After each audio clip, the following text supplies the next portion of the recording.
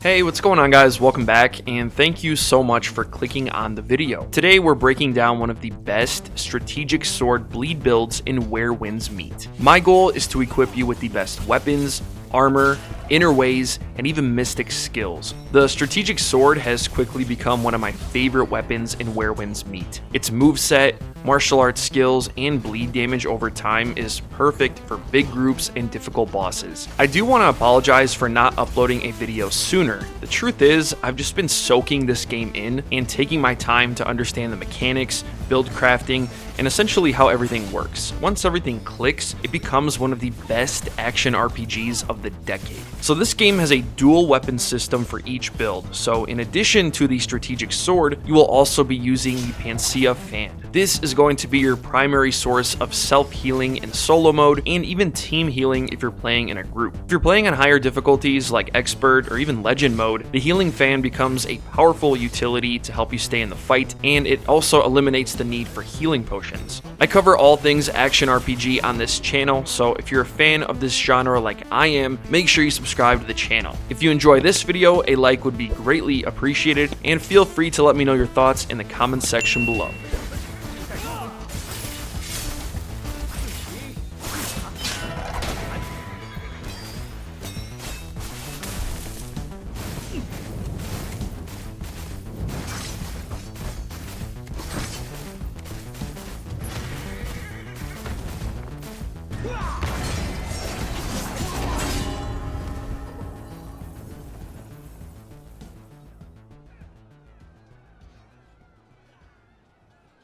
Your primary weapon on this build is the strategic sword.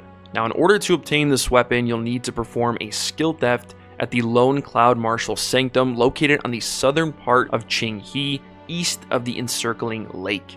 The first martial arts skill on this sword is called Inner Track Slash, which allows you to dash at an enemy and unleash a quick slash, dealing damage and applying bleed in the process. If you activate this martial art again within 2 seconds, you'll unleash 4 consecutive slashes that will apply more stacks of bleed. Inner Balance Strike consumes your stamina to dodge backwards and unleash a flurry of attacks that inflicts bleed on your enemies. The maximum amount of bleed stacks you can apply to enemies with both martial arts skills is 5 stacks.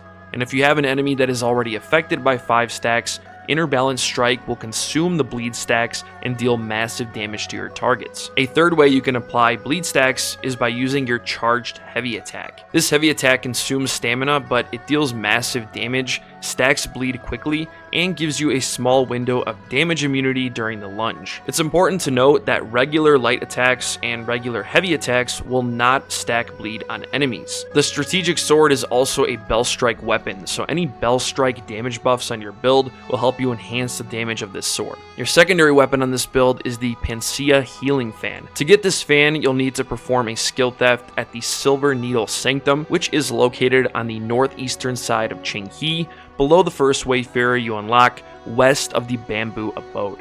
This fan deals minimal damage, but it has very potent healing abilities. The first martial arts skill, called Cloudburst Healing, summons a water clone at your location that lasts 7 seconds, and it heals you and your allies. The Light Dust After Morning Rain martial arts skill releases a stream of water that consumes 50 dewdrops and applies a healing effect for 6 seconds to yourself and an ally with the lowest HP in the group. If an ally is down, this skill will also switch to a perception skill called Resurrection that consumes a dewdrop to revive fallen teammates. It's important to note that each of these martial arts abilities require dew to activate, which is a resource that recharges over time. The more dew you have, the more HP you and your allies will also recover.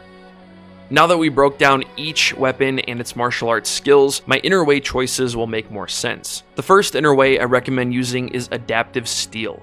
When active, this inner way gives you a special martial arts effect based on your current blade weapon. Since you'll be using a sword, you gain a 10% chance to apply 1 stack of bleed to a target when you're dealing affinity damage. Now, your martial arts skills already apply bleed by default, but this inner way adds a 10% chance for you to apply an additional stack when you deal bleed damage with a 10-second cooldown. This helps you reach max stacks much faster, which is crucial for maximum damage. To get this inner way, you'll need to progress through the oddities skill tree in Qinghe. You should be collecting oddities whenever you can. Those small firefly icons that show up on your minimap while you're exploring will lead you to these oddities, which can then be submitted to Qi Sheng to increase your HP, endurance, and eventually unlock the adaptive steel inner way. Divine Roulette is a really good inner way that rewards you for successfully deflecting enemy attacks. Upon a successful deflection, you gain one of the following effects. Immortal Guidance increases your next skill damage by 10%, Immortal Heart makes your next skill attack a guaranteed crit, and Immortal Spirit makes your next attack a guaranteed affinity attack, which doesn't really affect the strategic sword because its martial arts skills deal bleed damage anyways, but the first two are really nice. This effect lasts 10 seconds and can only trigger once every 30 seconds. The tome for the Divine Roulette is rewarded to you after beating the Void King boss in the Gleaming Abyss dungeon. Sword Horizon is an inner way that is exclusive to the strategic sword. After casting a strategic sword martial arts attack or a charged heavy attack, you'll be able to press the skill button at the perfect timing during the ending phase of the attack to unleash the crisscrossing sword's follow-up attack. This follow-up attack is best utilized when a target has 5 stacks of bleed because it consumes the bleed stacks and deals massive amounts of bleed damage once afterwards. To get the Sword Horizon inner way, you'll need to collect all of these Sword Horizon pages, which can be purchased from Ni Lao Shen, a vendor in the Kaifeng Ghost Market. To unlock the Ghost Market, you need to progress through the main story and unlock Kaifeng City. You can also do the Bounty Trouble side story, and during this story you get kidnapped and wake up at the Ghost Market. Ni Lao Shen won't have the Sword Horizon pages directly for sale. Instead, you will need to purchase several unknown old books from him for 12,500 coins apiece. Not every book will contain the Sword Horizon pages, so if you have the coins, I recommend buying all of them in stock. The final inner way is called Thunderous Bloom. When you move more than 15 meters within 3 seconds, you gain a buff called Spring Thunder. This buff increases the damage of your next 3 heavy attacks by 15% and can only trigger once every 15 seconds. You can easily activate this skill by dodging and dashing in one specific direction. To get the Thunderous Bloom inner way, you need to clear the Mercy Heart Monastery outpost in Qinghe. Upon successfully clearing the outpost, you will receive the Thunderous Bloom tome as a reward. So the way gear works and where winds meet, your weapons, disc, and pendant will make up a 4-piece gear set, and your helmet, armor, greaves, and bracers will make up a separate 4-piece set. This means a complete build will have 2 gear sets always active. This build is using the Hawkwing and Eagle Rise gear set combo. These sets synergize really well with each other, and both sets can easily be farmed from the same boss. If you head over to the Wandering Paths and select the Heartseeker Campaign Challenge, and then view the rewards, you'll see that this boss grants weapons and gear from the Hawkwing set and Eagle Rise set. Now, this is very important. If you look carefully at the top here, it says Greaves excluded. The only way you can farm Eagle Rise Greaves is by farming the Tian Ying boss fight in Halo Peak. From what I understand, this boss is only available after you progress through the main story and reach 6,000 exploration points in Qinghe, so it isn't going to be something you can farm right away. 2 pieces of the Hawkwing set increases your affinity rate by 0.9%, allowing you to apply bleed stacks faster. With the 4-piece bonus, whenever you apply bleed, you gain the Hawkwing buff, which increases your physical attack power by 2% for 5 seconds, stacking up to 5 times.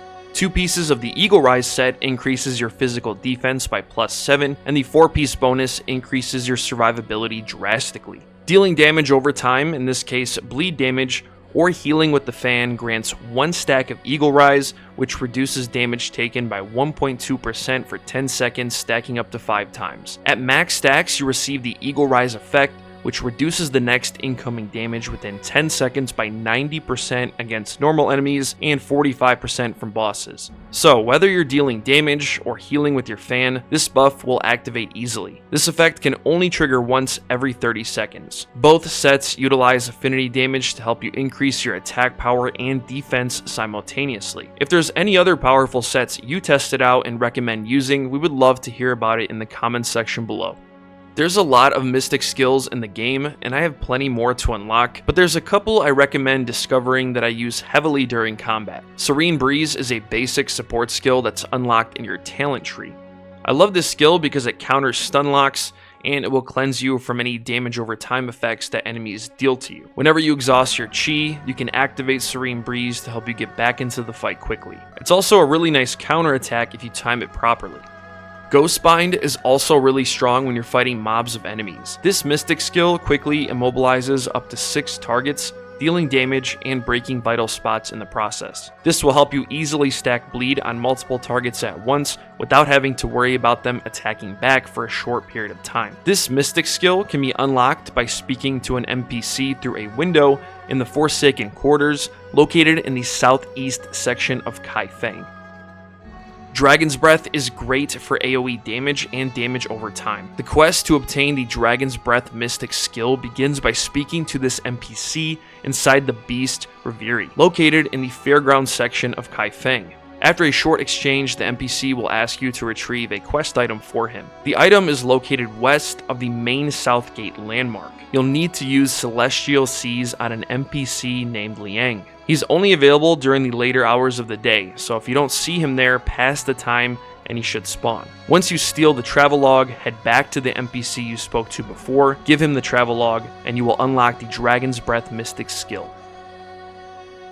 We still haven't reached the level cap, so don't worry too much about min-maxing your weapons and gear right now. I would use this build as a foundation for your final endgame build once we gain access to the final breakthrough. If there's any specific weapons or builds you want to see, let me know in the comments below. Thank you all so much for watching this video and sticking around until the end. Your support means everything to me. If you enjoyed today's video, a like would be greatly appreciated.